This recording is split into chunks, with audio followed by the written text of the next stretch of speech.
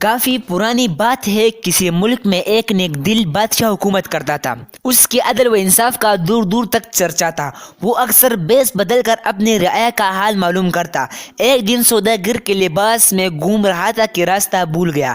راستہ تلاش کرتے کرتے وہ بہت دور نکل گیا۔ اچانک اسے ایک باغ نظر آیا۔ باغ میں طرح طرح کے پھل لگے ہوئے تھے۔ پھلوں کے بوجھ سے درختوں کے شاخیں جھکے جاتے تھے۔ انگور کی بیلیں تو انگور کے کچوں کے بوجھ سے زمین کو چھو رہے تھے۔ انگور تھے بے حد اعلیٰ قسم کی۔ بادشاہ ان پھلوں کو دیکھ کر بہت حیران تھا کہ ان پکے ہوئے پھلوں کو ابھی تک اتارا کیوں نہیں گیا۔ بادشاہ ابھی سوچ ہی رہا تھا کہ اس کی نظر ایک راہگیر پر پڑی۔ بادشاہ نے راہگیر سے باغ کے مالک کے بارے میں پوچھا۔ راہگیر نے جواب دیا، باغ کے مالک کا گھر قریب ہی ہے، آئے میں آپ کو وہاں لے چلتا ہوں۔ بادشاہ اس راہگیر کے ساتھ باغ کے مالک کے گھر پہنچا۔ دستک دی تو مالک نے خود دروازہ کھولا۔ وہ ایک اجنبی سوداگر کو دیکھ کر حیران ہوا، لیکن پھر مسافر سمجھ کر اندر لے گیا اور کمرے میں بٹھایا۔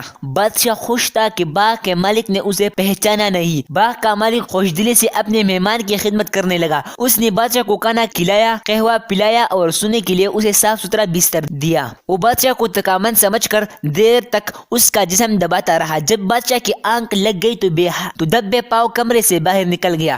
بادشاہ واقعی سارے دن کا تھکا ہوا تھا۔ صبح تک گہری نیند سوتا رہا۔ صبح ہوئی تو بادشاہ کے غسل کے لیے گرم پانی تیار تھا۔ ناشتے میں بھی رات کے کھانے کی طرح کا اہتمام کیا گیا تھا۔ ناشتے میں دوسری بہت سی چیزوں کے علاوہ تازہ مکھن اور شہد بھی تھا۔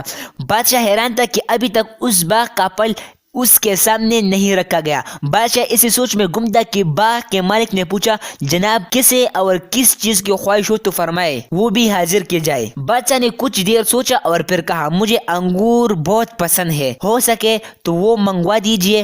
باغ کے مالک نے بڑی خوش دلی اور شوق سے کہا، جی میں منگواتا ہوں۔ باغ کے مالک نے اپنے بیٹے کو بلایا اور کہا، ذرا جلدی سے اپنی چچا کے باغ میں جاؤ، ان سے میرا سلام کہو اور چند خوشی انگور کے مانگ لاؤ۔ جب لڑکا چلا گیا تو بادشاہ نے کہا، جناب میں نے سنا تھا کہ یہ ساتھ والا باغ آپ کا ہے، اور ہاں انگور بھی پکے ہوئے ہیں، پھر آپ نے دوسری زمیندار سے انگور کیوں منگوائے ہیں؟ باغ کے مالک نے جواب دیا، اے مہمان عزیز، آپ نے ٹھیک ہی سنا ہے، میں اس باغ کا مالک ہوں اور باغبان ہوں۔ میں نے اسے بڑے شوق سے لگایا اور اپنے ہاتھوں سے سینچا ہے۔ یہ باغ مجھے بہت عزیز ہے۔ بادشاہ کی حیرت اور بھی بڑھ گئی۔ اس نے پوچھا، اے اللہ کے بندے، پھر آپ نے اپنے باغ سے انگور کیوں نہیں منگوائے؟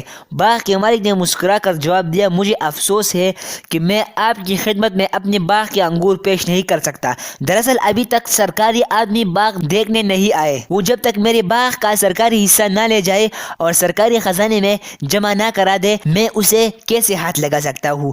بادشاہ جو باغ کے مالک کے حسن و اخلاق اور مہمان نوازی سے خوش تھا، دل ہی دل میں اس کی ایمانداری اور دیانتداری کی تعریف کرنے لگا۔